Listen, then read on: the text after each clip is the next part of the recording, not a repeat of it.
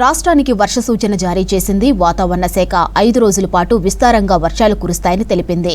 ఆగ్నేయ బంగాళాఖాతంలో ఏర్పడిన వాయుగుండం తుఫానుగా మారే అవకాశం ఉందన్నారు వెదర్ ఆఫీసర్లు. దీంతో 3 రోజుల పాటు భారీ నుంచి అతి భారీ వర్షాలు కురిసే ఛాన్స్ ఉందన్నారు. పలు జిల్లాలకు ఎల్లో, ఆరెంజ్ అలర్ట్ జారీ చేశారు. ఇవాళ పలు జిల్లాల్లో వర్షం కురిసింది.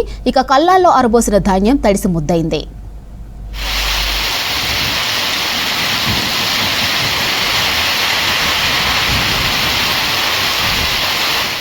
రాష్ట్రానికి రెయిన్ అలర్ట్ ఇచ్చింది వాతావరణ శాఖ. మరో 5 రోజుల పాటు విస్తారంగా వర్షాలు కురుస్తాయని తెలిపింది. ఆగ్నేయ బంగాళాఖాతం, దాని పరిసరాల్లో కేంద్రీకృతమైన వాయుగుండం వచ్చే 24 గంటల్లో తీవ్ర రూపం దాల్చి తుఫానుగా మారే ఛాన్స్ ఉందని తెలిపింది వాతావరణ శాఖ. దీంతో రేపు భారీ వర్షాలు, ఎల్లుండి అతి భారీ నుంచి అత్యంత భారీ వర్షాలు పడే అవకాశం ఉందన్నారు వెదర్ ఆఫీసర్లు. ఈ నెల 29న అతి భారీ వర్షాలు, 30న భారీ వర్షాలు కురిసే అవకాశం ఉన్నట్లు తెలిపారు. ఇది తీవ్ర వాయుగుండంగానే వచ్చే 24 గంటల్లో తుఫానుగా కూడా మారే అవకాశం అయితే కనిపిస్తుంది. ఇది ప్రస్తుతానికి ఆగ్నేయంగా మనకి 790 కిలోమీటర్లు విశాఖపట్నం తీరానికి, అలాగే మచిలీపట్నం తీరానికి, చెన్నై తీరానికి కూడా 900 కిలోమీటర్ల దూరంలో కేంద్రీకరించబడింది. ఇది వచ్చే 24 గంటల్లో తుఫానుగా మారి దాదాపుగా కళింగపట్నం మరియు మచిలీపట్నం మధ్యలో కాకినాడ తీరంలోని 28వ తేదీ సాయంత్రం తీరం దాటే అవకాశం అయితే కనిపిస్తుందన్నమాట. దాదాపుగా మనకి ఏర్పడిన ఆగ్నేయ బంగాళాఖాతంలో ఉన్న ఈ అల్పపీడన ప్రస్తుతానికి తీవ్ర వాయుగుండంగా మారి మనకి మచిలీపట్నం నుంచి కళింగపట్నం మధ్యలోనున్న కాకినాడ ప్రాంతంలోని 28వ తేదీ సాయంత్రం అంటే తెల్లవారుజామున 29న మనకి తీరం దాటే అవకాశం ఉంది. తీరం దాటిన తర్వాత నుంచి మనకి దాని ప్రభావం అత్యధికంగా తెలంగాణ మీద ఉండే అవకాశం అయితే ఉంది. ప్రస్తుతానికి మాత్రం దీని యొక్క ప్రభావము ఉత్తర తమిళనాడు మరియు అలాగే దక్షిణ కోస్తాంధ్ర మీద కనిపిస్తూ ఉంది. తర్వాత నుంచి కొద్దిగా తీరం దాటిన తర్వాత నుంచి తెలంగాణ మీద దీని ప్రభావం అధికంగా ఉండే అవకాశం ఉంది. పలు జిల్లాల్లో తేలికపాటి నుంచి మోస్తరు వర్షాలు కురిసే ఛాన్స్ ఉందన్నారు వాతావరణ శాఖ అధికారులు. ఉరుములు, మెరుపులు, ఈదురుగాలులతో కూడిన వర్షం పడే అవకాశం ఉందన్నారు. ఆదిలాబాద్, కొమరంభీం, ఆసిఫాబాద్, నిర్మల్, నిజామాబాద్, కామారెడ్డి, ఉమ్మడి ఖమ్మం, ఉమ్మడి నల్గొండ, ఉమ్మడి మహబూబ్ నగర్ జిల్లాల్లో అక్కడక్కడ భారీ వర్షాలు కురుస్తాయని తెలిపారు. రంగారెడ్డి, హైదరాబాద్, మేడ్చల్ మల్కాజ్గిరి, వికారాబాద్, సంగారెడ్డి, మెదక్ జిల్లాలో తేలికపాటి నుంచి మోస్తరు వానలు కురుస్తాయన్నారు. ఈశాన్య జిల్లాలైన మనకి జయశంకర్, భూపాలపల్లి, ములుగు, అలాగే భద్రాద్రి కొత్తగూడెం, పెద్దపల్లి జిల్లాలకి అత్యంత భారీ వర్షం వచ్చినందున రెడ్ అలర్ట్ అయితే ఇవ్వడం జరిగింది. అలాగే దాని యొక్క సమీప జిల్లాలైన కొద్దిగా ఖమ్మం, అలాగే వరంగల్, మహబూబాబాద్, జనగాం, ఉదయం మంచిర్యాల, పెద్దపల్లి జిల్లాలకి మనం ఆరెంజ్ వార్నింగ్ అయితే ఇష్యూ చేయడం జరిగింది 28వ తేదీన. 29వ తేదీన పూర్తిగా తీరం దాటి కొద్దిగా బలహీనపడుతుంది. బలహీనపడిన తర్వాత ఛత్తీస్గఢ్ మరియు జార్ఖండ్ పరిసర ప్రాంతాలకి తీరం ఎక్కువ చేరుకునే అవకాశం ఉన్నందున మనకి ఉత్తర తెలంగాణ జిల్లాల మీద దీని ప్రభావం ఉంటుంది. ఉత్తర తెలంగాణ జిల్లాలైన మనకి ఆసిఫాబాద్, అదేవిధంగా మంచిర్యాల, పెద్దపల్లి జిల్లాలకి భారీ నుంచి అతి భారీ వర్షపాత సూచనలు ఆరెంజ్ వార్నింగ్ ఇవ్వడం జరిగింది. అక్కడక్కడ కొన్ని జిల్లాలకి, ఉత్తర ఈశాన్య జిల్లాలకి మనకి ఎల్లో వార్నింగ్ కూడా కంటిన్యూ చేయడం జరుగుతుంది. ఈ నెల 28న అతి భారీ నుంచి అత్యంత భారీ వర్షాల నేపథ్యంలో 4 జిల్లాలకు రెడ్, ఆరెంజ్ అలర్ట్ జారీ చేశారు వెదర్ ఆఫీసర్లు. జయశంకర్, భూపాలపల్లి, ములుగు, భద్రాద్రి కొత్తగూడెం, మహబూబాబాద్ జిల్లాలకు అతి భారీ నుంచి అత్యంత భారీ వర్షాలు పడతాయని తెలిపారు. ఈశాన్య జిల్లాలో అతి భారీ నుంచి అత్యంత భారీ వర్షాలు కురిసే అవకాశం ఉన్నట్లు తెలిపారు వెదర్ ఆఫీసర్లు. మరికొన్ని ఉత్తర, ఈశాన్య జిల్లాల్లో భారీ నుంచి అతి భారీ వర్షాల అవకాశం ఉన్నట్లు తెలిపారు. కొమరంభీం, ఆసిఫాబాద్, మంచిర్యాల, పెద్దపల్లి, ఖమ్మం, వరంగల్, హనుమకొండ జిల్లాలకు ఆరెంజ్ అలర్ట్ ఇచ్చారు. ఇక 14 జిల్లాలకు భారీ వర్షాలతో ఎల్లో అలర్ట్ ఇచ్చారు. ఈ నెల 29న 7 జిల్లాలకు ఆరెంజ్ అలర్ట్ ఇచ్చారు. 9 జిల్లాలకు ఎల్లో అలర్ట్ ఇచ్చారు వెదర్ ఆఫీసర్లు. తీవ్ర తుఫాన్గా మనకి దాటే అవకాశం ఉన్నందున గంటకి 90 నుంచి 110 కిలోమీటర్లు, 120 కిలోమీటర్ల గస్టింగ్తో కూడా ఉండే అవకాశం అయితే కనిపిస్తుంది. తీరం దాటిన తర్వాత మన తెలంగాణ జిల్లాల్లో కూడా మనకి అక్కడక్కడ 50 నుంచి 60 కిలోమీటర్ల గంటకి ఈదురుగాలులు వీచే అవకాశం ఉంది. అలాగే అక్కడక్కడ మనకి ఈదురుగాలులతో పాటు కూడా మనకి ఉరుముల మెరుపులతో కూడిన వర్షపాతం కూడా నమోదే అవకాశం ఉంది. ఈ సైక్లోన్ నేపథ్యం ఉన్నందున దాదాపుగా కుదిరితే 1వ తేదీని దాటిన తర్వాత మనకి 30-31 నుంచి పూర్తిగా పొడి వాతావరణం ఏర్పడే అవకాశం ఉన్నందున అప్పుడు కోతలు పెట్టుకునడం వల్ల కొంచెం లాభం అయితే ఉంటుంది. మెదక్ జిల్లా వ్యాప్తంగా అకాల వర్షాలు కురుస్తున్నాయి. వర్షాకాలం ముగిసినా వానలు తగ్గకపోవడంతో రైతులు ఆగమవుతున్నారు. కల్లాలు మార్కెట్లలో ధాన్యం తడిసింది. ముందస్తుగా నాటేసిన వరి 70% వరకు కోతకు వచ్చాయి. కోసిన వడ్లన్నీ కొనుగోలు కేంద్రాలకు తీసుకొస్తున్నారు. అయితే అకాల వర్షాలతో వడ్లు తడవటంతో ప్రతిరోజు ఆరబోయవలసిన పరిస్థితులు నెలకొంది. చేతికొచ్చిన పంట తడిసిపోవడంతో ఆందోళన వ్యక్తం చేస్తున్నారు రైతులు. కొనుగోలు స్టార్ట్ చేస్తామని అక్కడ గుడిసె పెట్టి కట్టెలు వాతీరు, కరెంటు గుంస్తామని పోయిరు, ఇంకా రాలేదు. నీకు ఎండ పెడదామంటే అవి ఎండనిస్తలేరు. ఎక్కడికి వెళ్ళి వాన పడుతుంది, మొగులు అవుతుంది, తేలిపోతుంది, వర్షం వస్తుంది. ఇక ఏం చేస్తాం రైతులు? ఇక్కడికి వెళ్ళి అటు బొర్రిస్తుడు, అటుకెళ్ళి ఇటు బొర్రిస్తుడు. ఏం లాభం లేదు. ఇది కాదా, ఇక పంట వెళ్తలేదు, ఏం వెళ్తలేదు. సగం ఆ వానలోనే దిగవట్ల పోయింది. ఎందుకట్లా? వానలు పడి పొలం అంతా వరెలు కోసినాయి వానలకు. భారీ వర్షాలకు చేతికొచ్చిన పంట నేలపాలైందని ఆవేదన వ్యక్తం చేశారు నిర్మల్ జిల్లా బాసర మండలం రైతులు. 15 రోజులుగా కళ్లాల్లో ఉన్న ధాన్యం తడిసిపోయి మొలకలు వచ్చిందన్నారు. పంట పెట్టుబడి వచ్చే పరిస్థితి లేదన్న రైతులు తడిసిన ధాన్యాన్ని ప్రభుత్వమే కొనుగోలు చేయాలన్నారు. కొనుగోలు కేంద్రాలు ప్రారంభిస్తే ఈ పరిస్థితి వచ్చేది కాదన్నారు రైతులు.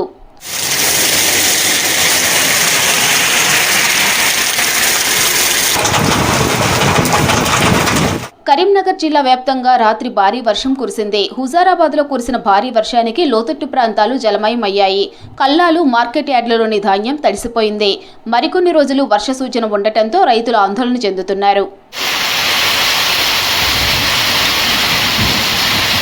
అమాయకులే టార్గెట్గా అధిక వడ్డీ ఆశ చూపి 100 కోట్లను కొళ్లగొట్టిన ముఠా గుట్టురట్టు చేశారు నల్గొండ జిల్లా పోలీసులు.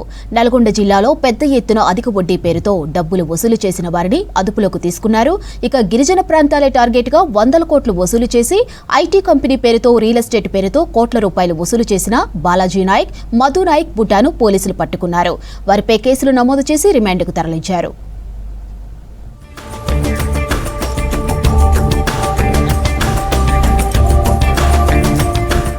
నల్గొండ జిల్లాలో ఇంట్రెస్ట్కు వల వేసి కోట్లకు మోసం చేస్తున్నారు కేటిగాళ్లు. వడ్డీ వ్యాపారంలో పేరు తెచ్చుకున్న బాలాజీ నాయక్, మధు నాయక్లు అమాయక గిరిజనులను రోడ్డున వేశారు. నెలకు 10 నుంచి 16 రూపాయల ఇంట్రెస్ట్ అంటూ మాయమాటలతో ప్రజల దగ్గర నుంచి 100 కోట్ల రూపాయలు కొల్లగొట్టారు. వారి మాటలను నమ్మి ఆస్తులను సైతం పెట్టుబడిగా పెట్టిన గిరిజనులు ఇప్పుడు కన్నీరు పెట్టుకుంటున్నారు.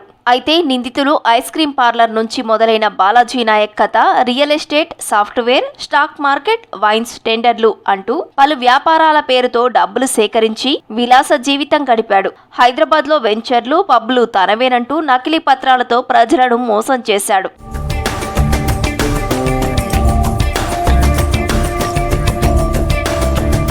బాలాజీ నాయక్ ఒకరే 106 మందిని మోసగించి 50 కోట్లకు పైగా డబ్బులు వసూలు చేశాడు. 4 బినామీల పేర్లతో ఆస్తులు కొనుగోలు చేసినట్లు పోలీసులు గుర్తించారు. అతనికి శిష్యుడైన మధు నాయక్ కూడా అదే మార్గంలో నడిచాడు. తన బావలతో కలిసి ముఠా ఏర్పాటు చేసి గిరిజన తండాల ప్రజలే టార్గెట్ గా చేసుకున్నాడు.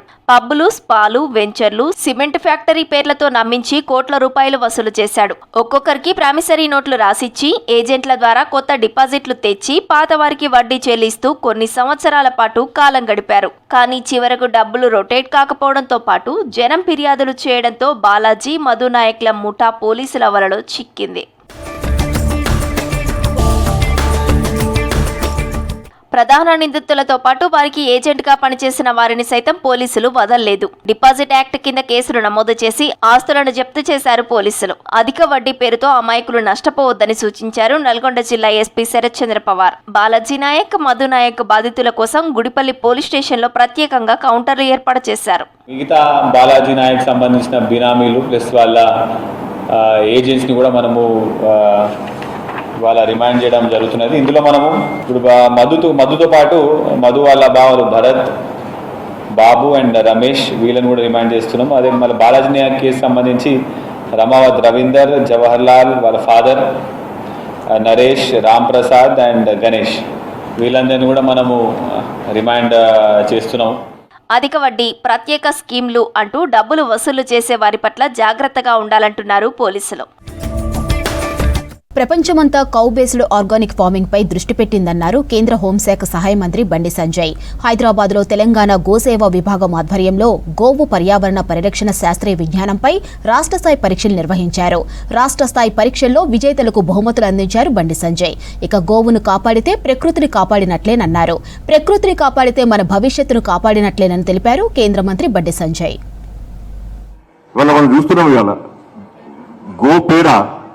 ఇలా గోపాలు మనకు ఉపయోగపడుతున్నాయి. గోపేడ ఇవాళ నేలకు జీవం పోస్తున్నాయి. గోమూత్రం మన పంట పొలాలకు రక్షణ కల్పిస్తుంది వాళ్ళు.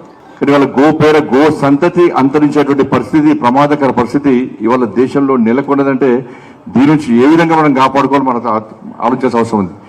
కేవలం తల్లి మనకు మాత్రమే పాలిస్తుంది, కానీ ఆ గోమాత మానవ జాతి మనుగడ కోసం పాలిస్తుంది ఇవాళ. ఇది కేవలం ఒక మత విశ్వాసాలకు సంబంధించిన అంశం కాదు. ఇది జరుగుతున్న పరిణామాలు ఆ విధంగా ప్రచారం జరుగుతుంది తప్ప ఒక మతానికి సంబంధించి, ఒక వ్యక్తికి సంబంధించి, ఒక వర్గానికి సంబంధించిన ఇష్యూ కాదు. నేను మన వీడియో చూసినాను ఒక 2 months బ్యాక్. ఒక వీడియోలో ఒక ఇస్లాం సంబంధించిన వ్యక్తి, ఇస్లాం సంబంధించిన మత గురువు గోవును పక్క పెట్టి నమాజ్ చేస్తున్నాడు. గోవును పక్క పెట్టి నమాజ్ చేస్తుంటే వాళ్ళు పోయి అడుగురు, నువ్వు నమాజ్ ఎందుకు చేస్తున్నావు అంటే, నేను 41 రోజుల పాటు నేను గోమూత్రం తాగిన, తీర్థంలాగా స్వీకరించిన, నాకున్న వ్యాధులు పోయినా కాబట్టి ఆ సెంటిమెంట్ నాలో కూడా బలపడ్డది కాబట్టి నేను గోవును పక్క పెట్టుకొని నమాజ్ చేస్తున్నా. ఇవాళ ఈ కార్యక్రమం ముఖ్య ఉద్దేశం అది. దీని మతాల పేరుని చూసే ప్రయత్నం చేయకండి. అన్ని మతాలు పోటీపడి ఈ గో సంతతిని కాపాడుకునే పరిస్థితి తప్పకుండా వస్తుంది. అటువంటి వాతావరణం ఈ ప్రపంచంలో, దేశంలో నిర్మాణం కాపాడుతుందని వాస్తవం. అది చాలా మంది అనుకుంటారు గోవులను కాపాడాలి, గోవులను రక్షించాలి, మీరు ఫైట్ చేయాలి అని చెప్పారు. కానీ ఎవరు రోడ్డు మీకు ఎవరు రారు. మళ్ళీ వేయాల్సింది ఎవరు?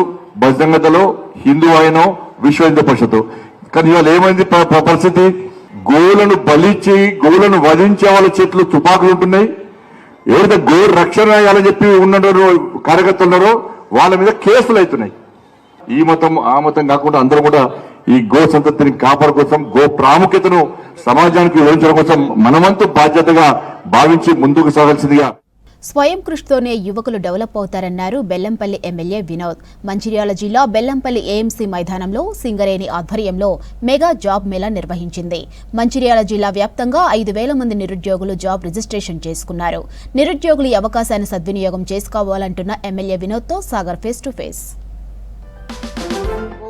ఉపాధి అవకాశాలు కల్పించేందుకు సింగరేణి ఆధ్వర్యంలో ఇక్కడ జాబ్ మేళా నిర్వహిస్తున్నారు. బెల్లంపల్లి నియోజకవర్గ వ్యాప్తంగా ఇప్పటికీ 4,000 మందికి పైగా ఇక్కడ ఉద్యోగ అవకాశాలు కల్పించేందుకు ఇక్కడ ఉన్నారు. మనతో పాటు బెల్లంపల్లి ఎమ్మెల్యే గారు ఉన్నారు. ఒకసారి అడుగుదాం.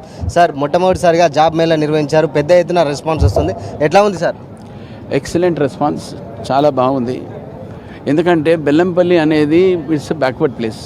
బేసిక్గా SC ST ఏరియాకు ఇక్కడ అవకాశాలు లేవు జాబులు దొరకనికి. ప్రత్యేకంగా బలరాం నాయక్ గారు సింగరేణి కంపెనీ తరఫు నుంచి తీసుకున్న ఇనిషియేటివ్ని, దాంతోపాటు రాధాకృష్ణ గారు GM గారు ఆయన బృందం కలిసి ఇంత మంచిగా ఆర్గనైజ్ చేసినందుకు పేరున అలా కంగ్రాచులేట్ చేస్తున్నా. అది కాదు, ఇంత పెద్ద టెంట్ పెట్టి, అది కూడా ఇంతమందికి భోజనాలు పెట్టి ఇంతమందికి ఆర్గనైజ్ చేయడం it's a very tough job. కానీ ఇంత పెద్ద టఫ్ జాబ్ వాళ్ళు తీసుకొని సక్సెస్ చేసినందుకు, ప్రజలు వచ్చి దీంట్లో ఎంప్లాయ్మెంట్ తీసుకున్నందుకు చాలా పెద్ద ఎంకరేజ్మెంట్ ఉన్నది. మన బెల్లంపల్లి ఎట్లన్నా గ్రోత్ కావాలనే ఆ ఉద్దేశంతోనే పెద్దలు రేవంత్ రెడ్డి గారు, బట్టి గారు ప్రిపేర్ చేసిన ఈ కార్యక్రమాన్ని మేము చాలా పెద్ద ఎత్తున సక్సెస్ చేసినందుకు, అందరు కోఆపరేషన్ ఉంటేనే ఏడైనా కానీ, ఏ గవర్నమెంట్ అయినా కానీ సక్సెస్ అయ్యేది. ప్రజల ఆశీర్వాదం, మా రేవంత్ రెడ్డి గారు, బట్టి గారు, మా ఉన్న కాంగ్రెస్ పార్టీకి సంబంధించిన సోనియమ్మ తల్లి వాళ్ళు ఇచ్చిన ఆశీర్వాదంతో మేము తెలంగాణలో ఎట్లా ఎంప్లాయ్మెంట్ ఇంకా పెద్ద ఎత్తున తీసుకుపోవాలన్నా అనే ఒక ఆలోచనతోనే యువకులకు వాళ్ళకందరికీ ఒక మంచి దారిలో పోదామని. ఎందుకంటే ఇప్పుడు ఉన్న ఆర్టిఫిషియల్ ఇంటెలిజెన్స్ వచ్చినాక జనాలు దాన్ని ఎట్లా యూజ్ చేసుకుంటారా, ఏం సంగతి అవుతుందా అనేది దాంట్లో నేర్చుకునే బాధ్యత ప్రతి ఒక్కరికి ఉన్నది. ఎందుకంటే ప్రతి ఒక్కరికి ఇప్పుడు ఓపిక లేదు. ఇట్లా పెట్టగానే బటన్ నొత్తగానే పని అయిపోవాలి. అటువంటి ఆలోచనలో ఉన్న ఈ దీన్ని చాలా కేర్ఫుల్గా మేనేజ్ చేసే బాధ్యత సింగరేణి కంపెనీ తీసుకున్న ఈ కార్యక్రమాన్ని, ఉన్న స్టాఫ్ని, ఉన్న periods of people who are responsible వాళ్ళందరికీ మనస్ఫూర్తిగా కంగ్రాచులేట్ చేస్తూ I wish them grand success. Sir, ఇప్పుడు 4,000 మంది హాజరు కాబోతున్నారని స్టేట్మెంట్లు వచ్చినాయి, కానీ దానికి భిన్నంగా రెట్టింపు ఉంది. దాదాపు 8,000 మందికి పైగా ఇక్కడ నిరుద్యోగులు హాజరయ్యారు. రెస్పాన్స్ చూస్తే ఎట్లా ఉంది సార్? ఇప్పుడు ఏ అయినా సమస్య, ఇప్పుడు ఎంప్లాయ్మెంట్ అనగానే చాలామందికి ఆశ పెరుగుతుంది. ఇప్పుడు దాన్ని లెక్క ప్రకారంగా 70 కంపెనీలు వచ్చినాయి. వాళ్ళ దగ్గర చెక్ లిస్ట్ ఉన్నది. ఇవాళ ఎంత అయితే అంతమందిని తీసుకుంటాము. పెండింగ్ ఉన్నా కూడా 2-3 రోజుల మళ్ళొకసారి వాళ్ళకి ఇంటర్వ్యూ పెట్టి will see how to get it corrected.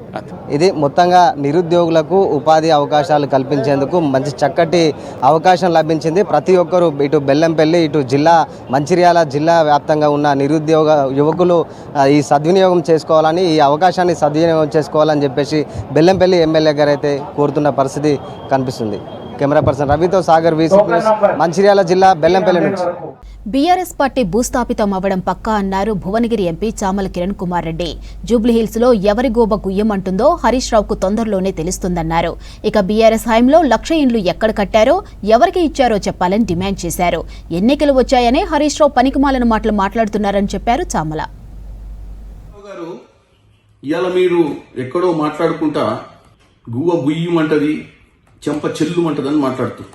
ఎవరి గువ్వ గుయ్యమంటదో ఎవరి చెంప చెల్లుమంటదో 11వ తారీఖు నాడు తెలుస్తుంది.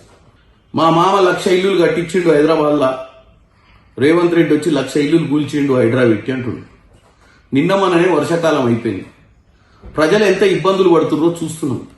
వాళ్ళ మామ హైదరాబాద్ న్యూయార్క్ చేస్తా అని చెప్పి ఏం చేసిండా అంటే 1,00,000 ఇల్లులు ఎక్కడ కట్టిండో మాకు తెలియదు, ఎవరికి ఇచ్చిండో మాకు తెలియదు, మరి ఆ 1,00,000 మంది వచ్చి రోడ్డు మీద వచ్చి చెప్పియమని చెప్పి. కానీ ఒకటైతే చేసి వీళ్ళు ప్రభుత్వ అధికారులను అందరినీ చేతి కింద పెట్టుకొని ఇష్టానుసారంగా నాలాల మీద చెరువుల మీద పర్మిషన్లు ఇచ్చి ఇవాళ హైదరాబాద్ నగరాన్ని, తెలంగాణ వచ్చిన తర్వాత హైదరాబాద్ని ప్రపంచ ఖ్యాతి నగరంగా చేస్తా అని చెప్పిన వాళ్ళు మొత్తం మునిగిపోయే నగరం చేశారు. ఇవాళ రేవంత్ రెడ్డి గారి సర్కార్ వచ్చిన తర్వాత ఈ హైదరాబాద్ నగరం ప్రతి వానాకాలం చిన్న చిన్న వానలు పడితే కూడా ఎక్కడ పోలేని పరిస్థితి వస్తే హైదరాబాద్లో ఇల్లీగల్గా చెరువుల మీద కట్టిన వాళ్ళను, నాలా మీద కట్టిన వాళ్లకు వార్నింగులు ఇచ్చి కొన్ని మరీ దారుణంగా రివర్ బెడ్లో కట్టినవి ఉంటే కూలగొట్టే ప్రయత్నం చేశారు. ఈరోజు హైదరాబాద్లో ఎవరన్నా వాటర్ ఫ్రంట్, రివర్ ఫ్రంట్, నాలా మీద కడితే కొననీగా కూడా ఎవరు సిద్ధంగా లేడు. దీనికి కారణము రేవంత్ రెడ్డి గారు, హైడ్రా. ఇవాళ ఎన్నికలు వచ్చినాయి కదా అని చెప్పి ఏ వేదికల మీద పడితే ఆ వేదికల మీద హరీష్ రావు గారు పనికిరాని మాటలు మాట్లాడుతుండు, కేవలం గెలవాలన్న ఉద్దేశంతో తప్ప ఏది వాస్తవం లేదు ఆయన మాట్లాడేదాంట్లో. ఒకప్పుడు ఆయన ట్రబుల్ షూటర్ అనుకుర్రు. ప్రతి ఎన్నికలలో ఆయన వచ్చిందంటే మనం హుజురాబాద్ ఎన్నికలలో చూసినాం, కవర్లలో పైసలు పెట్టి ఓటర్లు ఇట్ల ప్రకారం ఇంటింటికి నిద్ర లేవక ముందే దర్వాజా కింద నుంచి తూసిపోయినట్టు జూబ్లీహిల్స్ కూడా చేద్దాం అనుకున్నాం.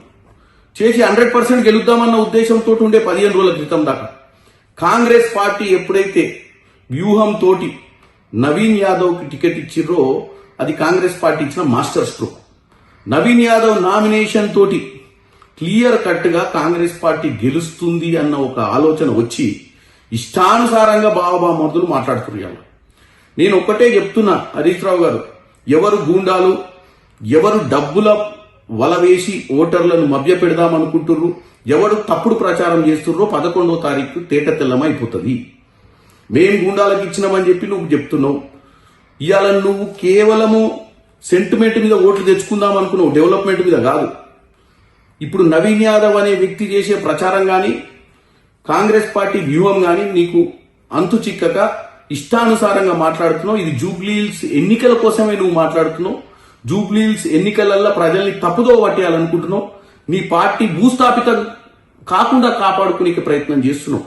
ఎందుకంటే మొన్ననే కంటోన్మెంట్లకు డిపాజిట్ పోయింది, పార్లమెంట్ ఎన్నికలలో గుండుసున్నా వచ్చింది, జనరల్ ఎన్నికలలో ఇంటికి తరిమి కొట్టింది.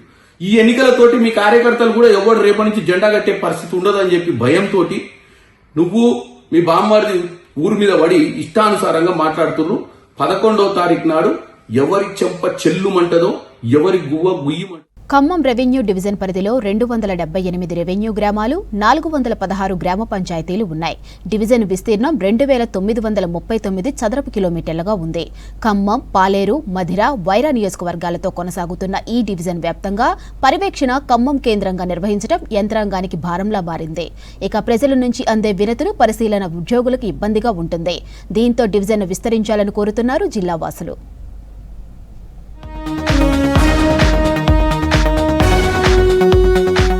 ఖమ్మం నుంచి మధిరకు 55 కిలోమీటర్లు, ఎర్రుపాలెం 70 కిలోమీటర్ల దూరంలో ఉంటుంది. మధిర నియోజకవర్గ పరిధిలో మధిర, ఎర్రుపాలెం, ముదిగొండ, చింతకాని, బోనకల్ మండలాలకు గాను మధిర, ఎర్రుపాలెం డివిజన్ కేంద్రానికి దూరంగా ఉన్నాయి. అక్కడ తహసీల్దార్ కార్యాలయాల్లో పరిష్కారం కాని సమస్యల కోసం ప్రజలు ఖమ్మం ఆర్డీఓ కార్యాలయంతో పాటు కలెక్టరేట్కు వస్తున్నారు. ఈ 5 మండలాలతో మధిర డివిజన్ ఏర్పాటు చేస్తే అక్కడ సమస్యల పరిష్కారానికి అవకాశం ఏర్పడుతుంది. అలాగే పాలన కూడా అధికారులకు సులభతరమవుతుంది. ఉట్నూరు డివిజన్ 4 మండలాలతో, మెట్పల్లిలో 3 మండలాలు, కోరుట్ల డివిజన్లో 4, తూప్రాన్లో 5 మండలాలు, పరకాల 5 మండలాలు, ఎల్లారెడ్డి 4 మండలాలతో ఉన్నాయి. వీటితో పోలిస్తే 5 మండలాలతో కూడిన మధిర నియోజకవర్గాన్ని రెవెన్యూ డివిజన్ గా ఏర్పాటు చేస్తే ప్రజల ఇక్కట్లు తీరతాయి. రాష్ట్రంలో అతిపెద్ద రెవెన్యూ డివిజన్లుగా ఖమ్మం, కొత్తగూడెం 15 మండలాలతో ఉన్నాయి. వీటి తర్వాత ఆదిలాబాద్, వనపర్తి, సూర్యాపేట రెవెన్యూ డివిజన్లలో 14 చొప్పున మండలాలను చేర్చారు. మధిర ప్రాంతం రైతాంగానికి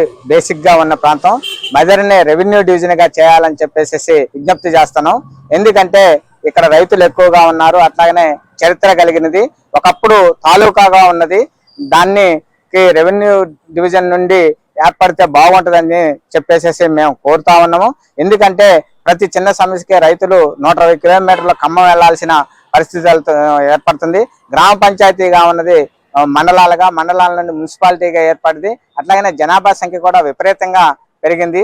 అందుకని గతంలో కూడా చాలా కార్యక్రమాలని, ధర్నాలు నిర్వహించడం, అట్లాగనే అధికారులకు రిప్రజెంటేషన్స్ కూడా మేము ఇచ్చినాము. ఖమ్మం డివిజన్ పరిధిలో 2011 కుటుంబాలు, జనాభా లెక్కల ప్రకారం ఖమ్మం రెవెన్యూ డివిజన్ పరిధిలో 2,94,015 కుటుంబాలు ఉండగా ఎస్సీ జనాభా 2,04,074 కాగా ఎస్టీ జనాభా 1,53,523 కాగా ఇతర జనాభా 7,14,160 ఉండగా ఖమ్మం రెవెన్యూ డివిజన్ పరిధిలో 10,71,757 జనాభా ఉంది. ఖమ్మం రెవెన్యూ పరిధిలో 15 మండలాలు ఉండగా రెవెన్యూ గ్రామాలు 276, గ్రామ పంచాయతీలు 416 ఉన్నాయి. మధిర నియోజకవర్గ పరిధిలో 5 మండలాలు ఎర్రుపాలెం, బోనక్కల్, చింతకాని, ముదిగొండ మండలాలు ఉండగా మధిర నియోజకవర్గ వ్యాప్తంగా 2,69,702 లక్షల మంది జనాభా ఉన్నారు. మధిరలో 106 రెవెన్యూ గ్రామాలు ఉన్నాయి. జనాభా పరంగా కూడా మధిరను రెవెన్యూ డివిజన్ గా చేయవచ్చు. అయినా అధికారులు ఆ విధమైన చర్యలు తీసుకోవడం లేదు. గతంలో మధిర తాలూకాగా ఏర్పడి అన్ని రైతాంగానికి మరి ప్రజలకి ఇక్కడ సేవలు అందించారు. మరి అదే విధంగా ఇక్కడ రెవెన్యూ డివిజన్ ఏర్పడితే ప్రతి అన్ని వర్గాల రైతులు కూడా ఇక్కడ సేవలు తీసుకోవడానికి, వినియోగించుకోవడానికి దోహదపడుతుందని చెప్పని కోరుతున్నాను. మరి అదేవిధంగా ఇప్పుడు ఈ రైతాంగం కూడా వీళ్ళు రెవెన్యూ డివిజన్ చేయకపోవటం వల్ల దాదాపు 80 కిలోమీటర్లు ఖమ్మం పోవాల్సి వస్తుంది. మరి దానివల్ల రైతులు తీవ్ర ఇబ్బందులు పడుతున్నారు. 2016 అక్టోబర్ 11న కల్లూరు డివిజన్ ఏర్పాటైంది. ఈ డివిజన్లో కల్లూరు, పెనుపల్లి, సత్తుపల్లి, వేంసూరు, తల్లాడ, ఏన్కూరు మండలాలను చేర్చారు. మొత్తం 128 రెవెన్యూ గ్రామాలకు గాను 3,29,882 మంది జనాభా ఉన్నారు. ఈ ఏడాది జూలై 18న కల్లూరు డివిజన్ సబ్ కలెక్టర్ కార్యాలయం గాను అప్గ్రేడ్ కావడంతో IAS అధికారి అజయ్ యాదవ్ విధులు నిర్వర్తిస్తున్నారు. కల్లూరు డివిజన్ పరిధిలోని 6 మండలాలు గతంలో ఖమ్మం డివిజన్ పరిధిలోనే కొనసాగాయి.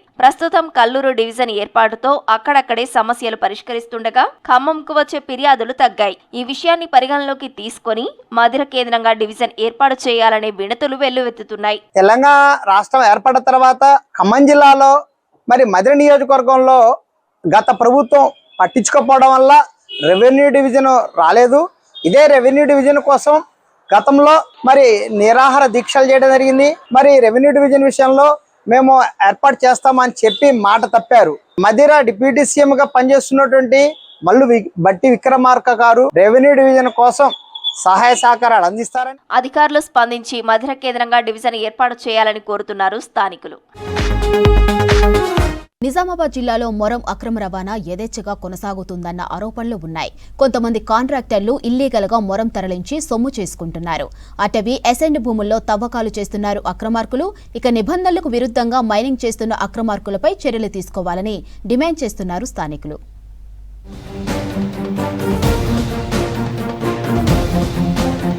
నిజామాబాద్ జిల్లాలో మొరం అక్రమ రవాణాపై తీవ్ర ఆరోపణలు వినపడుతున్నాయి. అటవీ అసైన్డ్ భూముల్లో యథేచ్ఛగా తవ్వకాలు చేస్తున్నారు అక్రమార్కులు.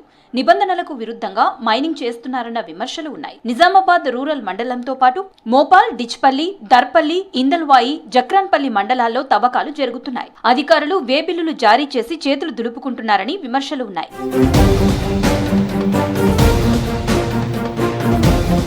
మొరం కోసం పెద్ద పెద్ద బండరాళ్లు గుట్టల్లో బ్లాస్టింగ్ చేస్తున్నారు. జేసీబీల సాయంతో మొరాన్ని టిప్పర్లలో తరలించి అమ్మి సొమ్ము చేసుకుంటున్నారు అక్రమార్కులు. మొరాన్ని తవ్వుతూ దర్జాగా వ్యాపారం చేస్తున్నారు. పగటి సమయంలో ప్రైవేటు పనులకు మట్టిని తరలించి అమ్మి సొమ్ము చేసుకుంటున్నారు. రాజకీయ అండతోనే కాంట్రాక్టర్లు ఇష్టారాజ్యంగా వ్యవహరిస్తున్నారని ఆరోపిస్తున్నారు స్థానికులు. ఇప్పుడు ఇదే గుండారము మనం మల్కాపూర్ గురించి తీసుకున్నాం. ఇంత పెద్ద గుట్ట పోయింది. గుట్టకి అక్కడ పక్కకి వెళ్తే మొత్తం గుట్ట పోయింది. ఇగో ఇక్కడ పక్కకి వెళ్తే మొత్తం వెళ్ళిపోయింది. ఏమీ లేదు అక్కడ. పొలాలు మామూలు గ్రౌండ్ లెవెల్ వేస్తే రేపు పొద్దున పొలం వేసుకోవచ్చు, ఎవరైనా కబ్జా చేసుకోవచ్చు. కాబట్టి ప్రభుత్వాన్ని డిమాండ్ చేసేది అక్రమ మైనింగ్ చేస్తూ ప్రభుత్వానికి కట్టాల్సిన సీనరీ ఛార్జ్ కట్టడం వాళ్ళ మీద చర్యలేంటి? ఈ జిల్లాలో కొత్త రోడ్లు ఏమైనా అయినాయా? కొత్త బ్రిడ్జ్లు ఏమైనా అయినాయా? మరి ఇక్కడ ఇంతగానో మొరం ఎక్కడికి పోతుంది? ప్రతిరోజు మట్టి రవాణా జోరుగా సాగుతోంది. ఈ మొరం దందాపై జిల్లా ఉన్నత అధికారులు చూసి చూడనట్లు వ్యవహరిస్తున్నారనే విమర్శలున్నాయి. ప్రభుత్వ అనుమతులు లేకుండా మొరం తవ్వకాలు జరుగుతూ టిప్పర్ వాహనాల్లో ఇల్లీగల్ గా అమ్మకాలు చేపడుతున్నారనే ఆరోపణలున్నాయి. ఇందిరమ్మ ఇండ్లు, అధికారిక పనుల కోసం రెవెన్యూ అధికారులు ఇచ్చిన అనుమతులతోనే తవ్వకాలు జరుపుతున్నామని నిర్వాహకులు తెలిపారు. తాము పట్టా భూముల్లో అధికారుల అనుమతులు తీసుకుని తవ్వకాలు చేసి మొరం సరఫరా చేస్తున్నామని చెప్పారు కాంట్రాక్టర్లు. బాజాప్తా ఎంఆర్ఓ వేబిల్స్, టెంపరీ వేబిల్స్ ఇస్తున్నారు. అది కూడా ఇందిరమ్మ ఇల్లు కొట్టడం జరుగుతుంది. ఇందిరమ్మ ఇళ్ళకి కానీ ఏదైనా చిన్న చిన్న అపార్ట్మెంట్స్ కానీ దీనికి వస్తున్నాం. అటువంటి డబ్బులు లేకపోతే ఇవన్నీ నాటకాలు చేస్తారు బీజేపీ వాళ్ళు. మేము లేవల్గా తీసి అందులో వెళ్ళినటువంటి మొరం ఎత్తుకపోయి మేము ఇందిరమ్మ ఇళ్ళ వారికి ఇస్తున్నాం. మీరు పట్టా పాస్బుక్లు ఉంటేనే తీయండి, గవర్నమెంట్ దాంట్లో తీయకూడదు అని చెప్పి మాకు పట్టా పాస్బుక్లు మేమే పోయి చెప్పి ఎంఆర్ఓ గారికి ఇచ్చి దాని ద్వారా మేము ఆ మొరం తీసుకొని మేము ఉపాధి పొందుతున్నాం. నిజామాబాద్ రూరల్ నియోజకవర్గంలో మొరం అక్రమ తవ్వకాలపై అధికారులు నజర్ పెట్టాలంటున్నారు స్థానికులు. వరుస బ్లాస్టింగ్లతో తీవ్ర ఇబ్బంది పడుతున్నట్లు ఆగ్రహం వ్యక్తం చేశారు. ఓరుగల్లులోని నిట్టిలో సాంకేతిక సవ్వడి జోరుగా సాగింది. యువ టెకీల ప్రదేశంలో ఎంతగానో ఆకట్టుకున్నాయి. తమ ఆవిష్కరణలతో టెక్నోజియాన్లో భాగం పంచుకున్నారు. విద్యార్థుల వివిధ ఈవెంట్లు, ఎగ్జిబిట్లు, విజ్ఞానాన్ని పంచే ఆర్టిఫిషియల్ ఇంటెలిజెన్స్తో పాటు స్కూల్ పిల్లలు రూపొందించిన రోబోలు ప్రత్యేక ఆకర్షణగా నిలిచాయి. ఈవెంట్లను చూసేందుకు విద్యార్థులు నిట్టికు భారీగా తరలివచ్చారు.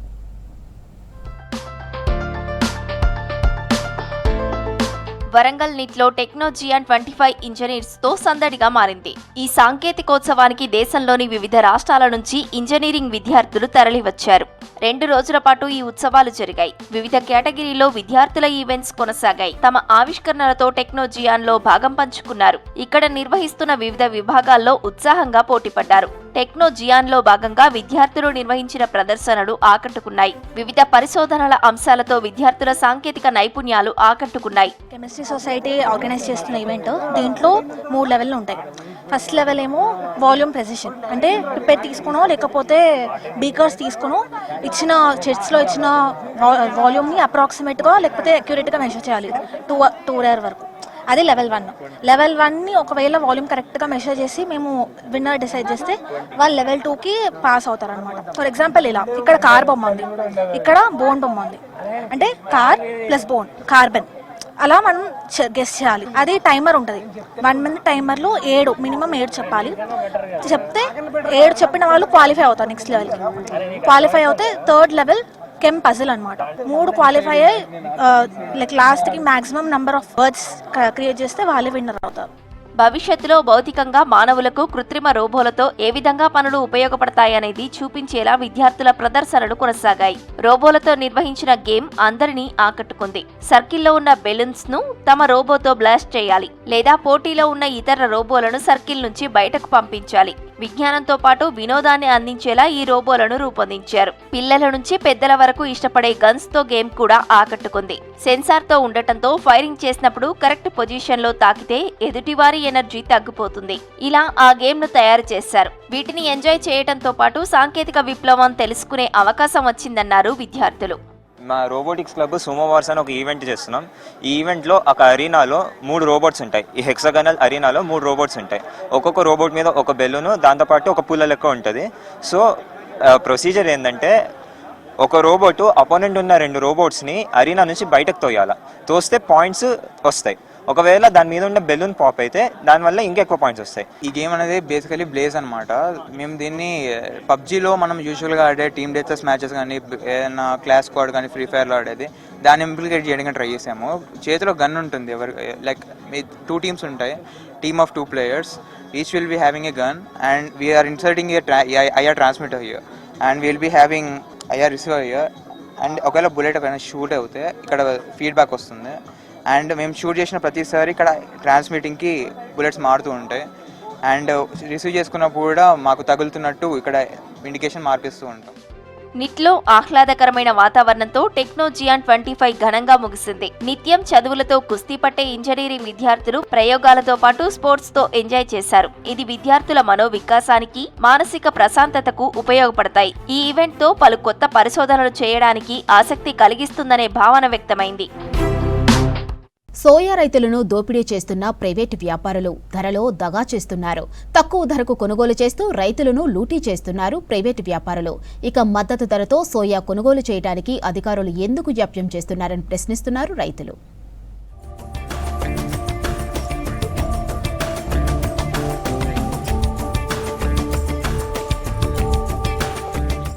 సోయా కొనుగోలు లేక అవస్థలు పడుతున్నారు ఆదిలాబాద్ జిల్లా రైతులు.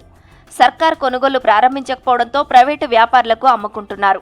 ఇదే అదనుగా తక్కువ రేటుకు సోయా పంటను కొంటున్నారు వ్యాపారులు.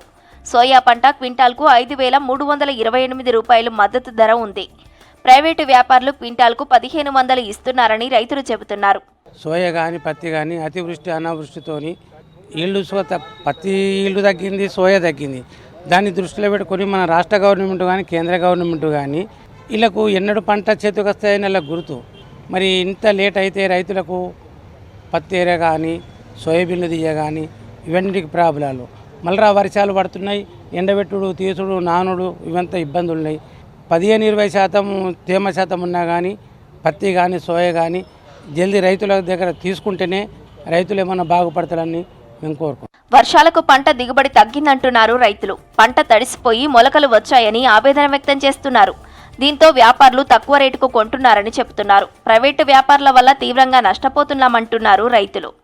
ఆదిలాబాద్ జిల్లాలో ఆ సోయాబీన్లను కూడా సోమవారం నాడు ముహూర్తం చేయాలని మేము జిల్లా కలెక్టర్ గారికి విజ్ఞప్తి చేస్తున్నాం. సోయాబీన్లు పోసిన రైతులు ఎకరానికి 2-3 క్వింటాలు, అయినోళ్లకు 7-8 క్వింటాలు అవుతున్నాయి. బాగా తక్కువ దిగుబడి ఉన్నది. కాబట్టి ఈ అకాల వర్షాల వల్ల చేన్లలో పారీలు లేక పెద్ద అవస్థలు ఉన్నాయి రైతుకు. కాబట్టి చేతికొచ్చిన పంటని అమ్ముకుందామంటే కొనే నాతులు లేడు. కాబట్టి రైతుల్ని దృష్టిలో పెట్టుకొని సోయాబీన్కు కూడా వెంటనే ముహూర్తం మార్కెట్ యార్డులో ఓపెన్ చేయాలని మేము ప్రభుత్వాన్ని డిమాండ్ చేస్తున్నాం. కొంతమంది రైతులు మార్కెఫెడ్ ఆధ్వర్యంలో కొనుగోలు ప్రారంభమవుతాయని ఆశగా ఎదురుచూస్తున్నారు. కల్లాల్లో సోయను ఆరబెట్టుకున్నారు రైతులు. 15 రోజులు గడుస్తున్నా కొనుగోలు చేయకపోవడంతో కల్లాల్లోనే తడుస్తున్నాయి. తడిసిన సోయాను ఆరబెట్టుకోవడానికి తీవ్ర ఇబ్బందులు పడుతున్నామని చెప్తున్నారు రైతులు. ఇప్పుడు సోయాబీన్ పంట వచ్చి దాదాపుగా 15 రోజులు అవుతుంది. పోయిన సంవత్సరం తొందరగానే స్టార్ట్ చేసిండ్రు, మరి ఈ సంవత్సరం లేట్ అవుతున్నది. లేట్ అయిన కొద్దీ కూడా రైతులకు ఖర్చు పెరుగుతుంది. ఇంట్లో పోయాలా, మళ్ళీ తాడుపత్రి కొనాలా, మళ్ళీ వర్షం పడంగానే లోపలికి తీసుకోవాలా, లేబర్ ఛార్జెస్ అవుతున్నది. రైతుకు ఇంకా భారం పడుతుంది. అసలే దిగుబడి తక్కువ ఉన్నది. రైతులకు ఇంకా అయోమయంలో ఉన్నారు. రైతులకు ఎక్కువ నష్టపోయే అవకాశం ఉన్నది కొనకుంటే తొందరగా. ఇంకేం స్టేట్మెంట్ రాలేదు మార్కెట్ నుంచి కూడా. రైతులందరూ అదే అయోమయంలో ఉన్నారు. మార్కెట్ నుంచి కూడా ప్రకటన వస్తే బాగుంటుంది. రైతులందరూ 15 రోజులైంది. ఎందుకంటే అది మెత్తడి వస్తువు కాబట్టి వర్షాలకు ఖరాబ్ అయ్యి రైతులు తీవ్రంగా నష్టపోయే ఛాన్సెస్ బాగా ఉన్నాయి. ఉమ్మడి ఆదిలాబాద్ జిల్లాలో సోయా పంట కొనుగోళ్లపై సర్కారు దృష్టి పెట్టాలంటున్నారు రైతులు.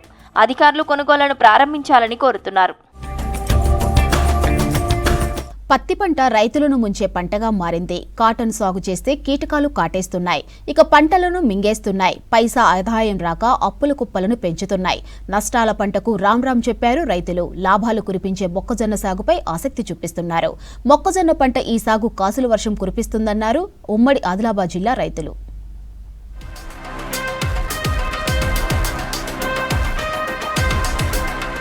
ఉమ్మడి ఆదిలాబాద్ జిల్లా పత్తి పంటకు ప్రసిద్ధి. నిర్మల్, ఆదిలాబాద్, కుమరంభీం జిల్లాల్లో లక్షల ఎకరాల్లో పత్తి పంటను పండిస్తున్నారు. కొంతకాలంగా సరైన దిగుబడులు రాక రైతులు ఇబ్బందులు పడుతున్నారు.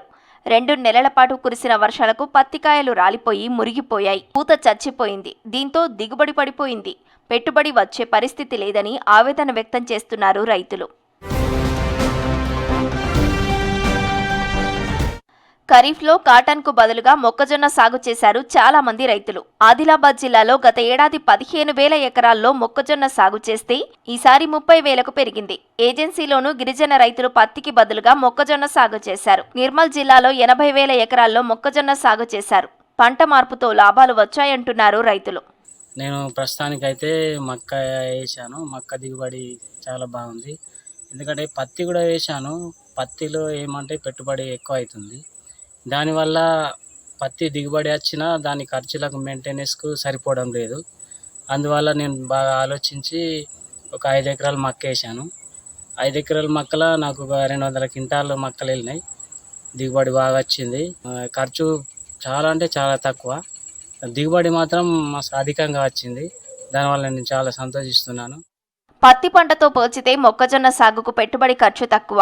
ఎకరానికి 30 క్వింటాల దిగుబడి వచ్చింది. దీంతో ప్రైవేటు వ్యాపారులు మొక్కజొన్న కొనుగోలుకు క్యూ కట్టారు. సర్కారు మద్దతు ధరతో మొక్కజొన్నల కొనుగోలు కేంద్రాలు ఏర్పాటు చేసింది. నేను ప్రతి సంవత్సరం పత్తి చేస్తుండే. ఈ సంవత్సరం 2 సంవత్సరాల నుంచి పత్తి నేను బంద్ చేసిన. ఎందుకంటే మొక్క ఏసుడు చాలు చేసిన మొక్కకు ఖర్చు తక్కువ ఉన్నది.